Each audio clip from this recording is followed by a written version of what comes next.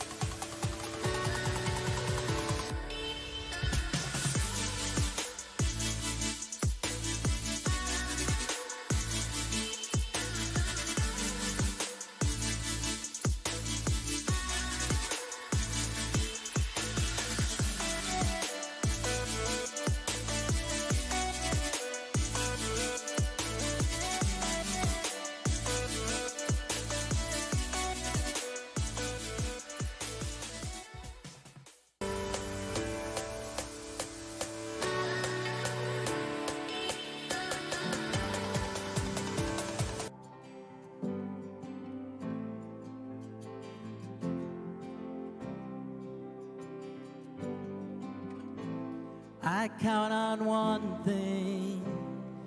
The same God that never fails will not fail me now. You won't fail me now in the waiting. The same God who's never late is working all things out. You're working all things out. Yes, I will lift you high in the lowest valley. Yes, I will bless your name. Oh, yes, I will sing for joy when my heart is heavy all my days. Yes, I will.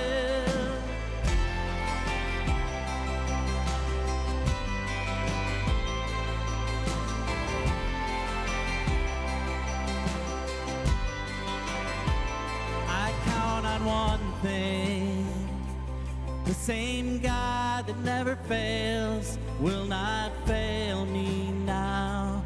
You won't fail me now in the waiting. The same God who's never late is working all things out. You're working all things out. Yes, I will lift you high the lowest valley. Yes, I will bless your name. Yes, I will sing for joy when my heart is heavy all my days. Oh, yes, I will for all my days. Oh, yes, I will, and I choose to pray.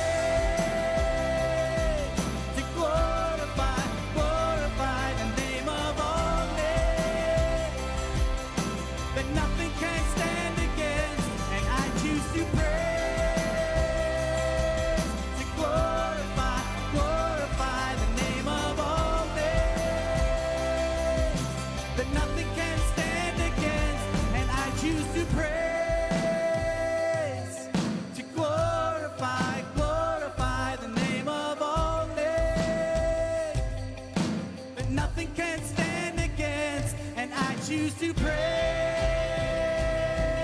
to glorify the name of all names, that nothing can stand against. Oh yes, I will lift you high in the lowest valley. Yes, I will bless your name. Yes, I will sing for joy when my heart is heavy all my days. Yes, I will for all my days. Oh, yes, I will for all my days. Yes, I will. Hey everyone, I hope you're doing well. I'd like to welcome all of you to TVC. Welcome to all of you who are joining us in person and those of you who are joining us on our online campus. A special welcome to those of you who are joining us for the first time, and maybe for some of you, this is your first time in church. And we understand that this can be a little nerve-wracking. You might not know anyone, you're not sure what's going on, what's happening, but it's okay. And we're glad that you're here. And the truth is that we've been praying for you. And we love that you're here with us. And if you have any questions, please feel free to talk to anyone wearing a name tag out in the lobby. Or if you're online, please don't hesitate to ask our host questions. And you can do that in the comment section. If you're new here, we have a thing called a connection card. And you can find that in the seat backs in front of you. Or if you're online, the host will put a link up. You can click that. Let us know that you joined us today. And I just want to thank those of you who are faithful givers to TVC. And we have 4 ways to give, and you can see that on the screen. And I just want to thank you for your support and for your generosity, because we can't do what we do without you and your support. So thank you. Coming up on October 28th and 31st, we have our baptism. And if you've not experienced baptism at TVC, it's just a fun, awesome time. And if that's you and you want to sign up, you can call 269-948-2549 or go to our website, tvcweb.com, to find out more information. Also, coming up in October 16th at 6 p.m. at Thornapple Plaza, downtown Hastings, we're having our TVC Community Celebration Concert. And I encourage all of you to come. It's going to be an awesome time of worship and prayer. So please put that on your calendar and join us for that. And if you're a teenager and you want to get involved, our Fusion 412 is our youth ministry here at TVC. And they meet Sundays at 6:30 to 8 p.m. at the Hastings campus and Wednesdays 6:30 to 8 p.m. at our Delton and Middleville campus. So please get involved. Come check it out. It's an awesome time. I love Fusion 412. And I'm praying that this is a time that is well spent for all of us. And that we enter into this time expecting God to do some amazing things today. Amen. All right, so sit back, relax, and let's enjoy the service. And God bless. Well, I'm not sure what he was talking about when he said sit back and relax. He forgot who's leading worship this morning. So we're going to stand up, and we're going to start clapping. A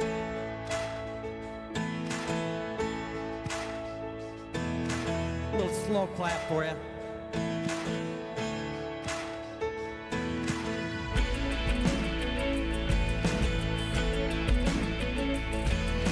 Let's hear you sing this out.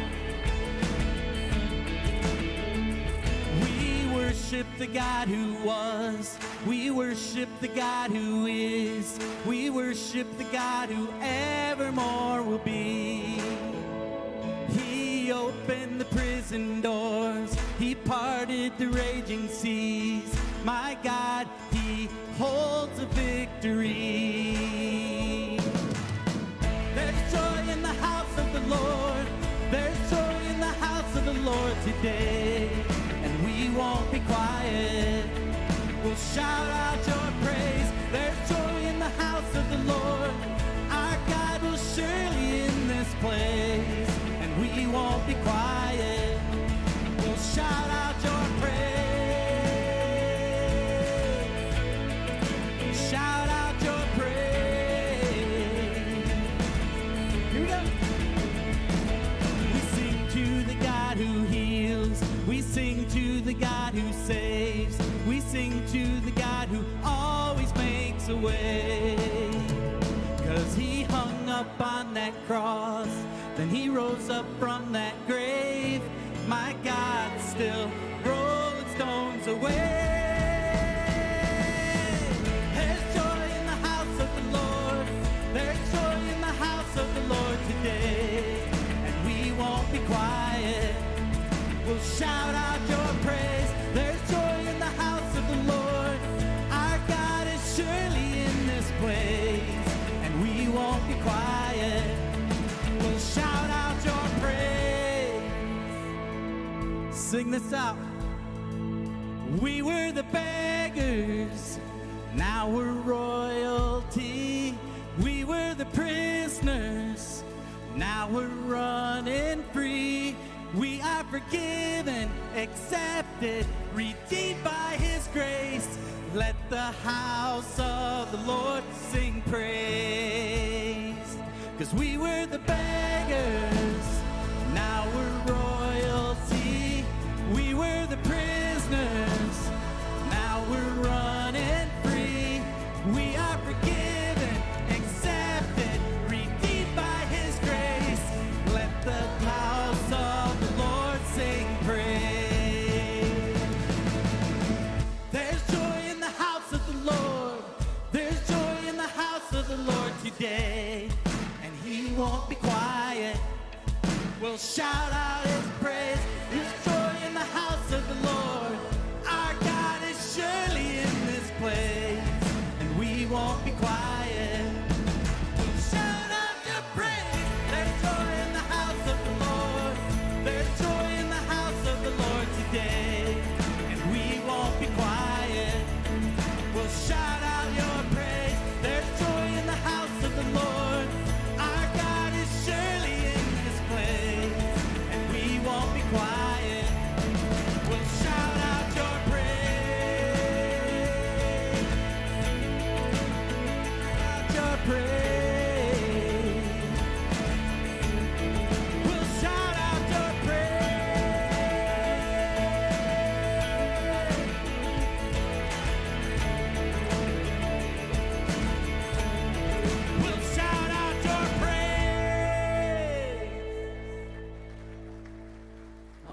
Awesome. Well, I'm going to keep you standing, but I want to tell you a little story. So I was asked what I loved about TVC. 24 years ago, I walked in these doors broken. My marriage was falling apart. I was a mess. And I walked in, and I was accepted by everybody that was here. Nobody judged me, and that still rings true today, 24 years later, and I'm still here. And I'll be married 29 years this coming up April. That's coming up next year. So it's worth it. It's worth it, guys. Hang in there. Also, another thing is I love being able to come here and use my God-given gift, my voice, to lead you guys in worship, which is what we're going to do right now and what we've been doing. So we're going to start this next one. Just open your hearts this morning and give it up to God. He desires a relationship with each and every one of us. Sing this with me.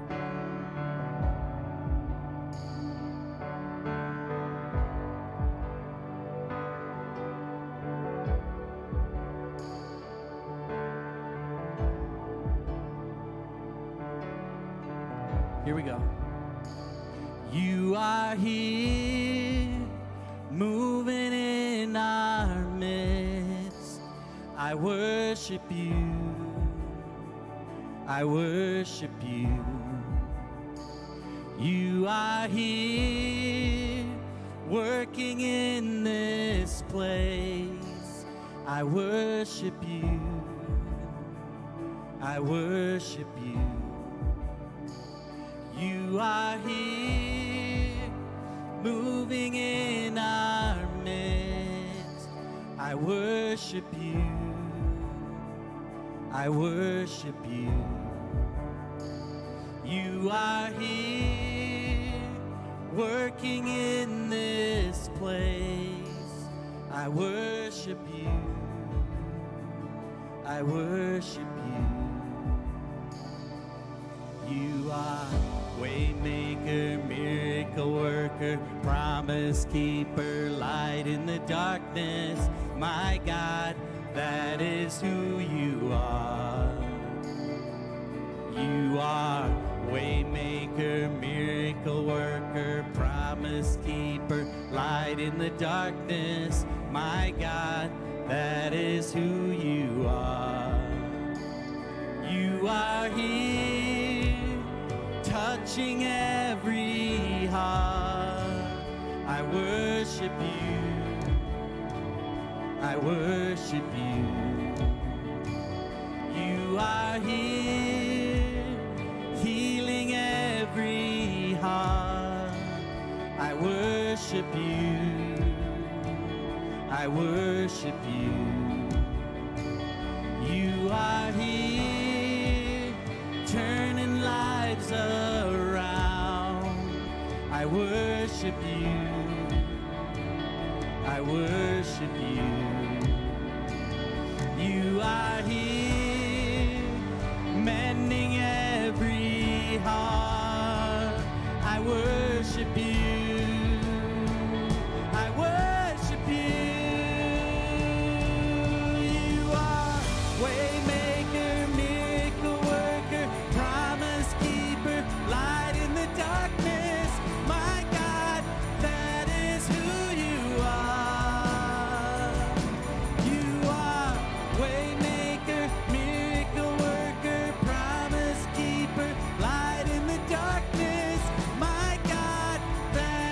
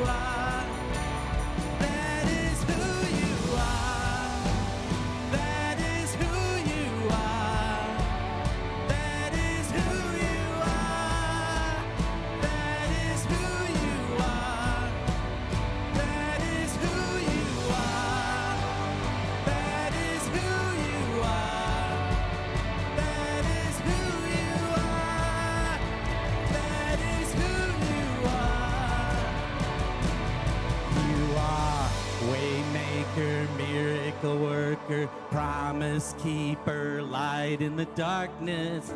My God, that is who you are. You are waymaker, miracle worker, promise keeper, light in the darkness. My God, that is who you are. Even when I don't see it, you're working. Even when I don't feel it, you're working. You never stop working. Never stop working. Even when I don't see it, you're working. Even when I don't feel it, you're working. You never stop working. Never stop working. Even when I don't see it, you're working. Even when I don't feel it, you're working. You never stop working. Never stop working. Even when I don't see it, you're working. Even when I don't feel it, you're working. You never stop working. Never stop working. Waymaker, miracle worker, promise keeper, light in the darkness. My God, that is who you are. You are waymaker, miracle worker, promise keeper, light in the darkness. My God, that is who you are. That is who you are. That is who you are. That is who you are. That is who you are. That is who you are. That is who you are. That is who you are. That is who you are. You are waymaker, miracle worker, promise keeper, light in the darkness. My God, that is who you are.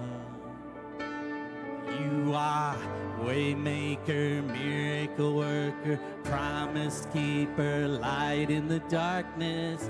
My God, that is who you are.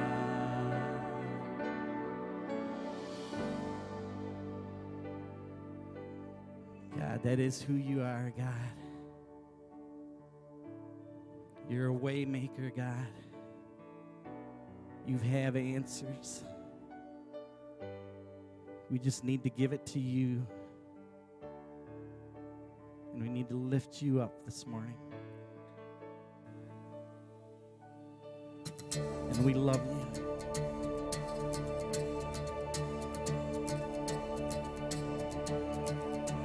I was buried beneath my shame.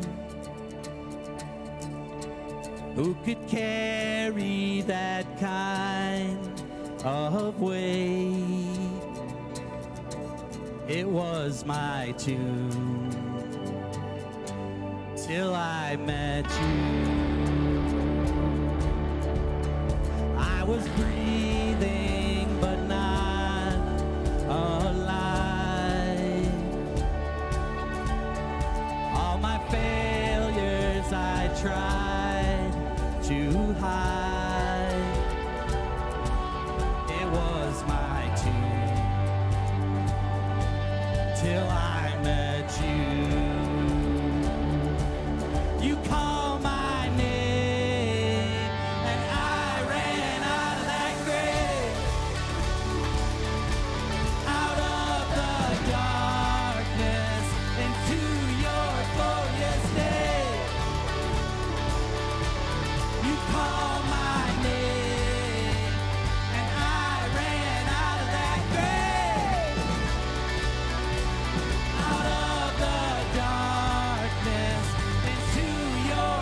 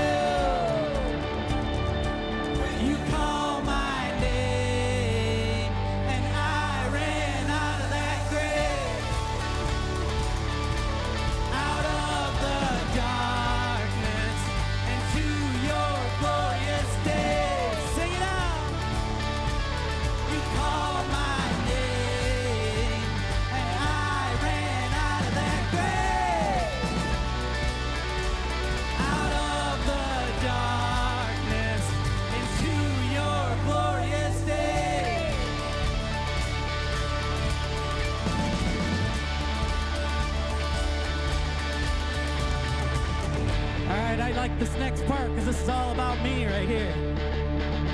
Here we go. I needed rescue, my sin was heavy, but chains break at the weight of your glory.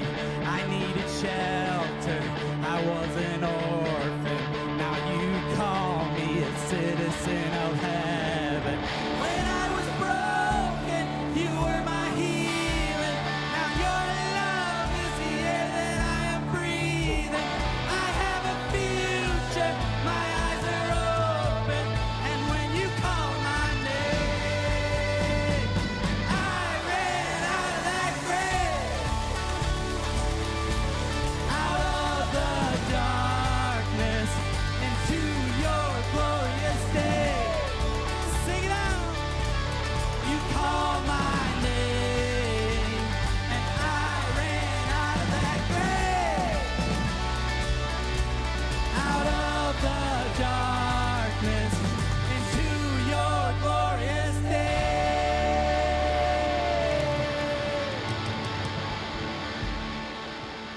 Awesome. Well, before you have a seat, turn to somebody. Maybe you've never met them before. Introduce yourself.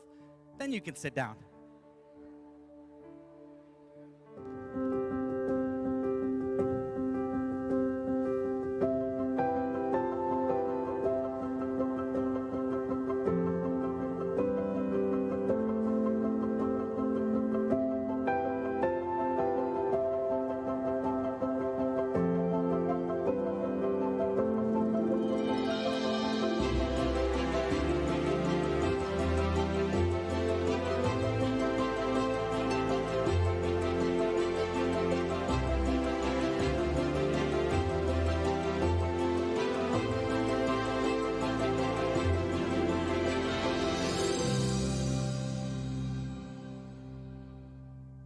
Well, good morning, everybody. Good to see you all, and welcome everyone who's joining us online. We're so glad you're with us.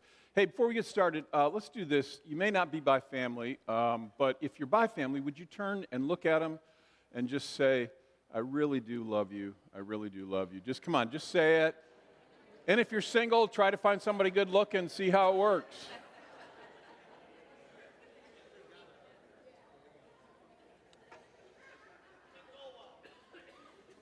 I'm glad you're with us today. We're continuing in a series where we're talking about the only thing in life, really, that we can say is absolutely foolproof. Everything else you can try, and you will find that it will flounder and fail at some point, and often repeatedly. But there's one thing that just always works, always is great, and that is God's love. And what we're talking about, not so much His amazing love for us, which is, we could spend a long time talking about that, but the fact that God actually mandates, if you're a follower of Jesus, and I recognize some of you may not be there, but for followers of Jesus, it's very clear that He makes us a mandate. We're supposed to love others the same way that He loved us. This is John 13:34. Jesus says, what's the next word? A new command, not a suggestion, not a, hey, I got an idea for you. Hey, here's something to consider. But He actually says, if you're following me, this is going to be a mandate for you. A new command to give you. What is it? It is to love one another. How? As I have loved you. In other words, in the same way that I've loved you, so you must love one another. And of course, when we talk about it in a setting like church, it's like, yes, amen, that's right, brother, all that. All sounds pretty good. But the reality is, relationships are messy. Would anyone agree with that?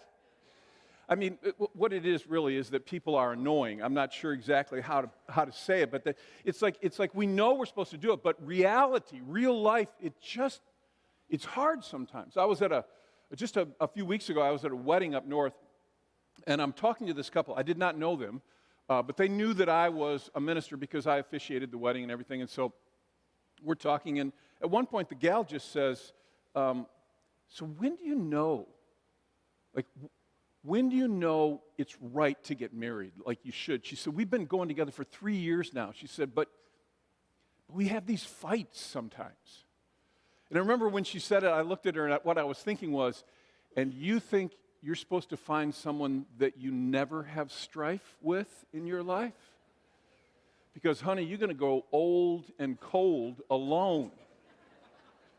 Because the reality is that in marriage, in relationships, and it doesn't have to be marriage, but any kind of relationship, there is eventually going to be strife because we're all just a little bit annoying, and we rub the wrong way sometimes, and we do the wrong things. You know, I mean, I will tell you that over the years I've had people, when I talk like this, people, you know, I've had somebody come up and say, my wife and I never fight, or my husband and I never fight. And I always think to myself, I think where we're at, it's not that I disbelieve them, I think we're talking about definitions. I think what you're describing maybe is something different than what I'm describing. I remember, this is years and years ago, we were in a small group, and this couple in our small group told, Ann and I were both there, and they told us, we never fight. We never fight. And I was like, you never fight? And Ann and I were young then, but we'd fought a lot by then. We'd still, you know, I mean, even at that point, you know, it happens. And I said, we never fight. And then like 2 weeks later, she's telling a story how she was throwing a shoe at her husband, missed it, hit the window, and it went through the window, broke the window out. And I said, wait, were you angry when you threw it? Oh, yeah. Well, I've never had a fight in my life either then, if that's not a fight. Come on, you all with me? I mean, a lot of this is semantics, like, well, no, we never fight. But the truth is we do. We have strife in relationships. And it seems to me that there's a lot of confusion culturally about what real love looks like, even people's definitions of it. Like when you get with romantic love, like, you know, he looks at her and says, you complete me. Well, that sounds wonderful. What does that mean? I mean, seriously, what does it really look like? And a lot of times I think what we're describing is more, I have this emotional fulfillment when I'm around you, at least right now. And I think so much of what we believe has been built around what we've had come at us through media. You know, we watch movies and it's like the music soars and the feelings are good and we think, that's what love should be, and it should be that way all the time, and it's like, there can be that, but it doesn't really present the whole picture. And I think we've kind of narrowed the definition of love down to this idea of it's kind of about a feeling. It's like advertising. I mean, come on, you know how this works with advertising, right? So somebody has a product and they want you to buy their product, so they're going to promote it from all of its positive sides. But they're not going to say everything about it because not everything about it's necessarily positive. Are you all with me on that? Some of you probably have seen these memes, truth in advertising memes. I love them. I think they're hilarious. I just grabbed a few for you that we could look at because I think they're great. Like here's one, Cheerios, cardboard rings. I mean, there's more truth in that than they would ever want to admit. There's a lot of value in Cheerios and all that. Here's another, I thought this was great, Campbell's soup, salt.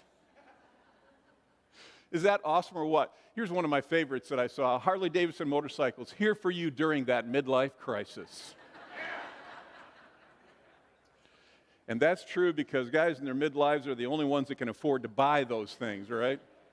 And here's a good one, Monopoly, a great way to ruin friendships. Can I speak from personal experience? It can also damage marriages as well. And they never say these things. They don't say these things to you when they're advertising. They just tell you the positive side of it. And this is maybe my favorite of all, WebMD. Convince yourself that you have a terminal illness. Just a show of hands. Anybody ever gone online to look about something you think might be happening in your body, and before you're done, you think you're going to die? That's what happens. But they don't say that when they're advertising. No, it's only the positive, the good-looking stuff. And so what happens is it forms this idea in our head that this is the way it should always be. And it doesn't paint the full picture of reality. And it just troubles me that in our culture, and again, I think this has been true probably in many cultures, but we've reduced this idea of real love down to some sort of base instinct. It's just this low-level feeling that I have, and that I don't have any control over the feeling. It seems like our current cultural idea of love gets put down to, really, in the end, it's about my emotions. If I have the emotions of love, whatever those are, then I must have love for you, but if I don't, then I must not, and all that. But what I can tell you is that if you look at how God describes love, it really doesn't come off that way. I'm not denying that feelings can be part of and should be part of love. And I'm not just talking romantic love, but they're not all of it by any means. In fact, they're not that much of it. And I wrote it down this way. Love is not as much something you feel as it is something would you say it out loud? It's something you We actually do. I wish we could get that in our heads. I wish we could get that principle in our heads. That definition is not culturally popular right now. We want love to just be a feeling, because if we can say, well, I fell in love. Now, what that describes is something happened to me that I had no control over. And then, when we don't have those feelings anymore, we can say, I fell out of love. And again, I have no control over it. It's just something that sweeps over me, or doesn't sweep over me, or gets swept away from me, or whatever. But I'm kind of innocent. We love that because it makes us like, we don't have to come up with any kind of excuse when we stop being loving to people. We just, well, I don't feel it. I'm just not feeling it. And we say this kind of stuff. We'll do something wrong, and we'll say, I'm sorry I did that, but you know in my heart that's not how I feel. But see, the truth has to do more with what you do than what you say you feel. Jesus says it this way. He says in Luke 6:44, he says, each tree is recognized by its own what? Its fruit. He said, you don't pick figs from thorn bushes or grapes from briars. In other words, it's not just what you say, well, this is how I feel. No, it's what you do. And real love is not defined by a feeling only. I'm not denying there are feelings, but I'm saying the real question is, what do you do? And I understand we're broken and we make messes and we need the grace of God, but I don't think that gives us a reason to reduce the meaning of love down to some uncontrollable feeling. See, when we're really loving someone, it's what you do or don't do. And that, if you read, we read this last week. If you weren't here last week, you might want to listen to the talk. I think it's worth listening to, but we read 1 Corinthians 13, wherein lies the definition of love. And I want to just pull a couple verses out just to illustrate what I'm talking about. Verses 4 and 7, actually. And it describes, now if you read this, I don't think you can deny this. What it's describing here are not emotional states. It's describing what you do or don't do. Love is patient. You choose patience. You choose to do patience. Love is kind. You do kindness. And then it talks about what it isn't. It does not envy. It does not boast. It is not proud. And then when you skip down to verse 7, it says it always protects. That's an action. It always trusts. It's an action. It hopes. It perseveres. These are actions. These are things that you do. The whole definition of love, again, not denying that feelings can be part of it, really has to do with what you're doing. And today what I want to do is I want to take another, and this is what we've been doing in this series, we're kind of breaking this idea down of what it really looks like for you and I to love each other as God has loved us. And I want to add another one here, and we'll take it from verse 7 where it says, love always protects. Protects. Now this is an interesting word, this idea of protects. Because many of the versions that you might read, different versions of the Bible, would say love bears all things. And the Greek word is the word stego, and it really kind of defines protecting or covering over or bearing up under or bearing up against something that could come in and damage the person that you're loving or the relationship that you have. It's like holding something up or away so that it doesn't damage what you love or what you care about.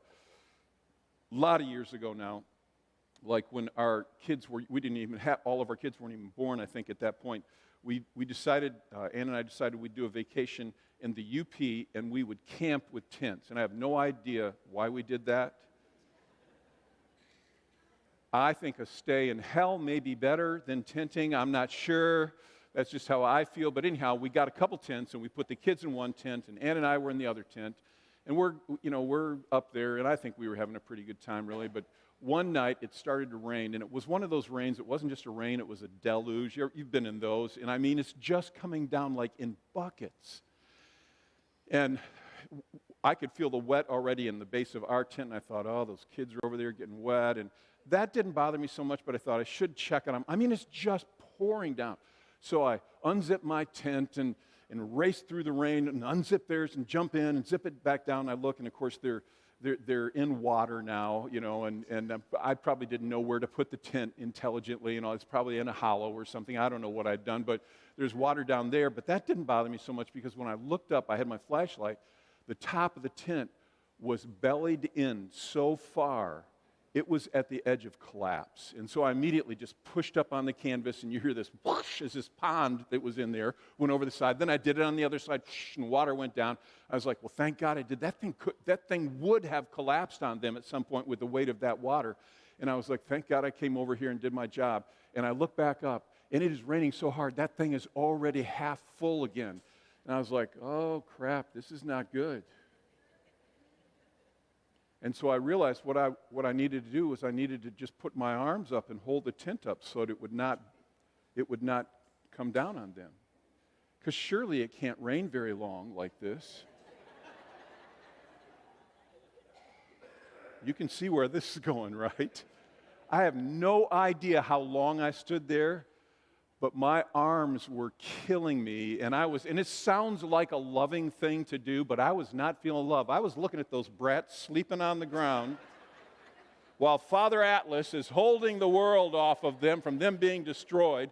But it's kind of a perfect picture of what I'm talking about this week, this idea that love protects. It holds out against that which would damage the relationship. And again, whether it's a marriage or a mother-child or a sibling relationship or with your neighbor or friendship, whatever, love protects. Now, you have to understand this idea of love protecting requires a certain level of finesse, because though love always protects, now hear me, this is going to get a little bit complicated, so just hang with me. It doesn't always protect against everything. All right, love protects, but it doesn't always protect against everything. I think probably where you could see this best is when you think about raising children. So the truth is that when you raise a child, if you love that child, you want to protect them from that which is life-threatening. But you also understand that some things, if you protect them from it, it will damage them, not help them. It will inhibit character growth, because some of the failures and the wounds in our lives help us to become healthier, stronger, better people. So you've seen this. You've seen parents who kind of, we call them helicopter parents, right? They hover over their children all the time. They're afraid, they don't want them playing in this place because they might get hurt, and they, that playground is too dangerous for my child or whatever. They don't want a teacher using red ink on their paper because that would lower their self-esteem, and they don't want their self-esteem lowered, and you're like rolling your eyes when you hear these stories. Where you really see it, of course, is in sports. When I was a kid, this is back when you played with dinosaurs, but when I was a kid, when you won a trophy, you had to actually win. As one guy I heard said, today all you have to do is suck and show up, and you get a trophy. And it's actually just unhealthy for the child. It's unhealthy because, he or she turns 18 and they're afraid to fill out a job application. They don't know how to do it because they've been protected from it. So love protecting is not like love encasing something in a bubble. It doesn't work that way. So the question then comes back to, so what does love protect from? If you're in a marriage, or if you're in a relationship with children, or even people that you work with, or whatever it is, what does love protect from? Well, all the obvious things, clearly. From attackers, from that which would be life and death type of thing, life-threatening. But I think often what love protects against isn't the obvious stuff. It's not like the life and death stuff. It's much more subtle than that. In fact, it's my belief, and I could be wrong on this, but it's my belief that some of the strongest people the world will ever know never lifted a car off somebody or pulled somebody out of a burning building. But they saved marriages, they saved families, they saved businesses, relationships, because they paid attention to the little things that were bowing in the structure of the relationship that would bring damage if not addressed. Actually, love protects against little things far more often than the big things, because they're rare, they only come so often, but it protects your family, your friends, against the little things that kind of eat away and become cancerous and end up destroying a relationship. I mean, you think about it, folks. It's almost always small stuff that destroys relationships. You ever talk to somebody who's recently divorced, and they're like, oh, man, I don't know. It was just terrible. We just fought all the time. You say, well, what did you fight over? What do they say? Stupid stuff. little stuff that was insignificant. It's like, I don't even know what was wrong with us. We were always fighting over little things. That is absolutely true. More often than not, love, when it's working right, is protecting against stuff that's little, but if unaddressed, will bring a steady decline in the relationship. Small stuff, but deadly. And that's kind of what I want to focus on. And as I was processing this, I thought there's 1,000 ways I could go with this. And really what I want to do is I just am going to kind of sum this up in 2 areas that I think are really significant. And these apply, so if you can think of somebody that you're struggling with, it may be a brother-in-law, it may be your husband, it may be one of the kids, it may be your parents, it may be somebody you work with, it could be someone in your neighborhood, it doesn't matter, but anybody in a relationship. I want you to think about love bearing up against these things and how's that working in that particular relationship, if you can think of one. Here's the first one. Love always protects against a decline in connection. And by that, I mean the connection of the relationship. Here's what I mean. As I already said, really, it's the little things that get made into big things by nagging and by picking and by badgering people, by talking about them over and over and over again. And conversely, it's those things, the things you nag about, but it's also about sometimes things that seem fairly small that if you don't talk about them, they grow up into things that can be destructive and destroy the relationship. Actually, I was thinking about this, and I wrote this statement down, and I think I'm right on this. You can see the level of wisdom in people by both the things they let go of and at the same time the things that they refuse to avoid. When it comes to relationships, you can see the level of wisdom in someone by the things that they just go, I'm just not I'm not taking this to the mat. This is not worth it. But there are certain things that seem small, but they need to be discussed, and they need to be processed, and lines need to be drawn. Let's just break this down a little bit. So what kind of things should you let go of on this side over here, on this end of the spectrum where it's like, don't nag about these things. They're little things. They're petty things. They're things that don't mean much in the larger scheme of life, but they're annoying. So like they might be things at home like the way somebody squeezes the toothpaste, or the fact that they get done and they spit in the sink and they do all this stuff and then they walk away and they leave it, and when you come it's this crusty looking thing that you just want to throw up into because it's so horrible. Or maybe it's how they put the toilet paper roll on. Does the paper come from the top or the bottom? And you say, could people fight over that? Yes, they do. Or it may be where people put their shoes, or how they load the dishwasher, if you have a dishwasher. It's all kinds of things. But these are little things, they're small things in the scheme of life. And the thing that they hold in common is that they are annoying to you. And that's understandable. You have every right to be annoyed by certain things because you like things a certain way and all that, and that bugs you. But here's the deal. People who love with God's protecting love, they say stuff like this. I will say what my preference is, and we'll have a conversation about it if we can and negotiate in a healthy way where we can.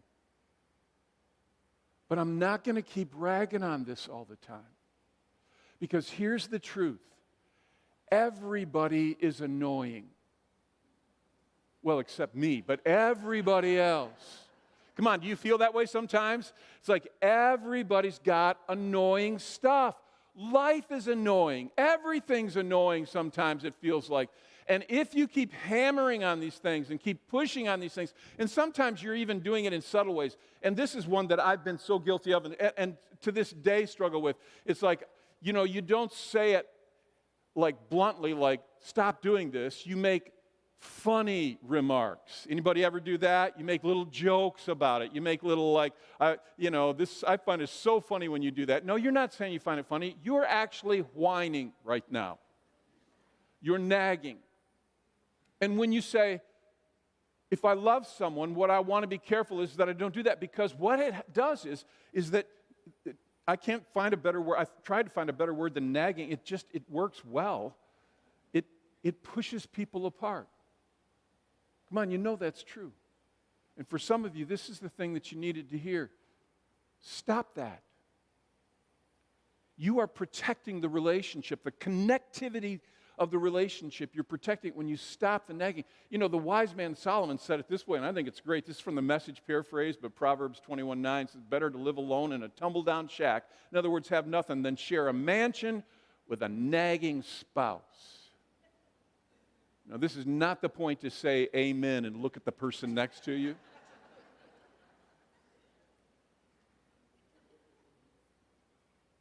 But it's true. I mean, it really is true. This is something that we want to take very serious. And can I just say this? Because I struggle with this one. The person who's listening to this talk, maybe you're listening online or one of our other campuses, or you're here, you're listening to this and you're saying, I wish my husband could hear this. I wish my son would hear this. I wish whoever. Listen, you're doing it wrong. Our goal should be, do I do that? And if I'm doing that, what steps do I need to take to change that? So on the one end, you've got this stuff that you're saying, I'm not going to hang on to this. I'm not going to nag about this. I'm not going to do that. And that's something that some of us needed to hear. Really, that was mine. On the other end of that continuum are people who, see, some of you are just not talkers. You know, some of you are like me. You enter the room mouth first. You talk all the time, you know. But some of you just don't talk. And it's so easy to leave things that should be said unsaid. And this point's for you. Because sometimes you need to have a conversation, and the conversation is hard. It's hard. It's not easy. And it's easier to just let it go and say, well, I won't deal with this now. And so we sweep it under the carpet. Here's the trouble, is that too often what we do is we keep sweeping under the carpet until the carpet turns into a mountain with a little piece of cloth on top.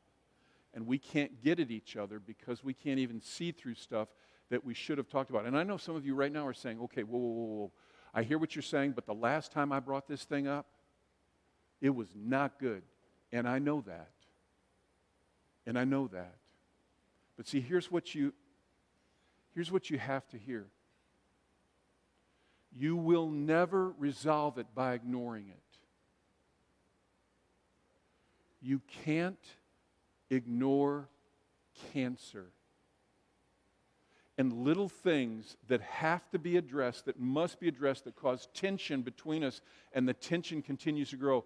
If they're not addressed, the cancer goes systemic, and many times the relationship is like ready to die. And so you have to view hard conversations from this standpoint. It is an act of love. I actually believe hard conversations that people have had with me that I did not want were acts of love because it cost them. They knew I would respond angrily.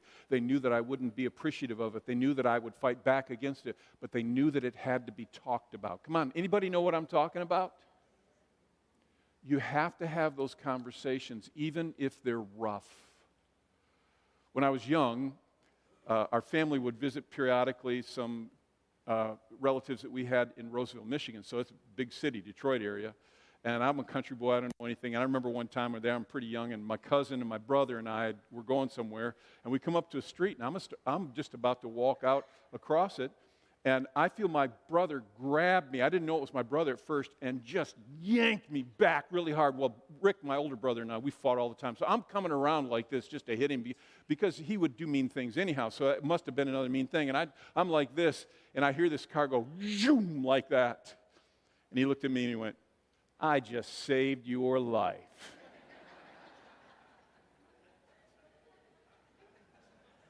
And the frustrating part was he had, but I hated him nonetheless and wanted to hit him. Hard conversations can save relational lives. And for some of you, that is what you needed to hear. That is the thing that's so huge. Love always protects against little things being nagged about, against little things never being spoken about. And I know there's some nuance in this and knowing which one's which, but this is important stuff, folks. Let me just give that one more thought, and this is really important too, and this is the idea that love always protects not only against the decline in connection, but in character. And here's what I mean by that in the character of the relationship. You know, you hear people say this all the time. We're better together. We're better together. We are sometimes. Would anyone agree that sometimes we are not better together? Sometimes we worse together. When things are not addressed, when things are not resolved. And this is what happens often in relationships, is that everybody has character issues. All of us have character issues. All of us have things that we do wrong. And sometimes, especially when you're with a dominant character person, what will happen is that they kind of pull you in the direction of the things that they're doing that are destructive. And you find yourself sort of falling into that vacuum or that void that they make there, and you're doing stuff that you find yourself gossiping, or you find yourself doing whatever that you don't want to do because, well, this is the way Scripture says it. It says in 1 Corinthians 15:33, don't be misled. Bad company corrupts good character. And you know this. You know that in relationships that are unhealthy, sometimes it damages the character of both people. It brings people down. But now here's where most people misread this. They read this and they say, what this means is that I'm not to hang around with those people ever again. I am to no longer be their friend and no longer act like I know them and just stay away from them. Let's just be clear on this, all right? This says, bad company corrupts good character. Is there such a thing as non-bad company sometimes? I would argue no. All of us have flaws. So if you're saying I can only have a relationship with flawless people, you're going to be alone. I mean, that's just the reality of it. This is not telling us to run from these relationships. It says, do not be what? See, this is the key here that you need to hear. If you don't step up, you get pulled down. If you don't step up and say, you know, when I'm around you, and this is happening, I find myself falling into an area that I don't want to live like that. And so you do something that's so powerful. You draw a boundary. And you say, I'm not going to stay around you when this is happening. Let me give you an example, an obvious one. When I'm with you and you're drinking, I find that I'm drinking way more than I believe is right. So, you don't do this in a sarcastic, mean, holier-than-thou, or judgmental way. I can't be around you when you're drinking. I'm still your friend. I want to be with you, but I can't be with you when you're... Are you listening to what I'm saying? Because this is not a rejection of people. This is an act of love. And it is powerful. And often, the response of people when you do that is anger, because they think you're saying your whole... Even if you do it right sometimes, they're going to be mean, and they're going to kind of come back at you. Actually, you know, Peter talks about this, and this is a specific... He's... talking about a specific thing, but he says non-believers. This could be believers, anybody, but he says non-believers think it's strange that you don't do them any wild and wasteful things they do, so they insult you. And this is what will happen. You draw a boundary. You say, you know what, this is something that has to happen, and I'm not going to be around you when this is happening, or I'm not going to engage. I'm not going to go to this place with you. I'll meet you other places. I'll do whatever. When you do that, people get angry, and they may even insult you. But this is an act of love, because you are protecting both the connection and now the character of the relationship. Life's always healthier when we have boundaries. And relationships need boundaries too, where you build a fence and say, this is a fence I'm not going past. It's not saying that this is a fence between us that we can't be friends. It's saying this is a fence for me that I don't... Life is always better with boundaries. So let me finish up by talking about sex. So that brought some heads up, and I'm glad, because it always gets uncomfortable when you start talking about sex in church. It's interesting. Let me give you a perspective that's not culturally popular today about sex. Sex is unbelievably powerful. I'm going to say it again. Sex is unbelievably powerful. And that is not, in the culture we live in, anything near the definition of sex. it has been, in many ways, reduced to something that looks more like going out to dinner. No boundaries, no concerns. Sex is enjoyable, and it is. And it should be experienced, and it should. And it should bring you, a lot of joy and fun, and it should.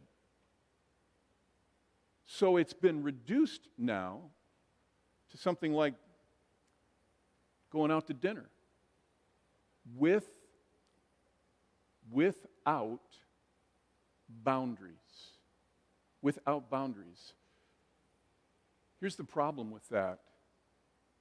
My definition of sex was that it was unbelievably powerful. And if you disagree with that and say, I don't think it is, then ask yourself why you are bombarded with sexual images day after day after day by media to advertise and sell and influence. If it was not so powerful, why do they use that more than any other medium to reach out and get us to do what they want us to do? It is because sex is powerful. Now let's be clear about something. When I start talking about this, I know that people just throw everything else I've said out. I even said to myself, you're semi-retired. Don't stir the pot. And then I thought, no, I want to. Because I think this is not being said. So I know many of you will throw out what I'm saying is antiquated. You'll say it's outdated. That's not the way it really is. But I would contend that sex without boundaries is unhealthy. That what it can, and let me just clarify here, I'm not talking about without birth control boundaries, all right? I'm talking about without some higher level boundaries. That it is unhealthy. Like all things in life, it's at its best when it is set within healthy boundaries. For example, here's one you won't argue with me about. We all love eating. Eating is a joy. Eating brings us pleasure. It releases endorphins. It does all kinds of good stuff. Some similarities to sex, just not nearly as many good things. You know, and I know that eating is a wonderful thing, and probably you're like me. I believe that God gave us food, and He enjoys it when we take a mouthful of something and go, But you know and I know that it's healthiest when it is within boundaries. Come on, is that true? If you just keep eating and you do it indiscriminately and you never give a thought to it, people will tell you you will make yourself what? Sick. You know that boundaries are beneficial in life. My question, and maybe I'm crazy, but why does no one ever say that about sex anymore? This is not going over big. I better close this up really fast. And this is my last time speaking here at TVC. I want you to know I loved you all. Listen, when you read Scripture, all right, this is hard to hear, but because it's so against, I'm going against the flow. But when you read Scripture, it's clear that sex is healthiest when it's within God-given boundaries. The boundary of a relationship we call marriage, where there is a lifelong commitment to each other, a support, and a deep and abiding love that you do. And I could read lots of verses and I could talk about this forever, but I think I made enough of you mad. I'm really just trying to provoke your thinking. Just because everyone around us says something is fine doesn't necessarily mean that it is. Real love holds up, bears up against that which brings destruction to the connection and to the character of relationship. Amen? All right, let's stand to our feet and we'll close with prayer. Since you're mad at me, I'm just going to close with prayer. And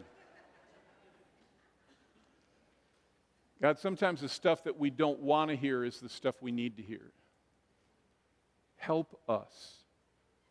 Help us hear from you, not just a preacher, but from you, about how we live our lives in a way that glorifies you so that we can love others as you love us.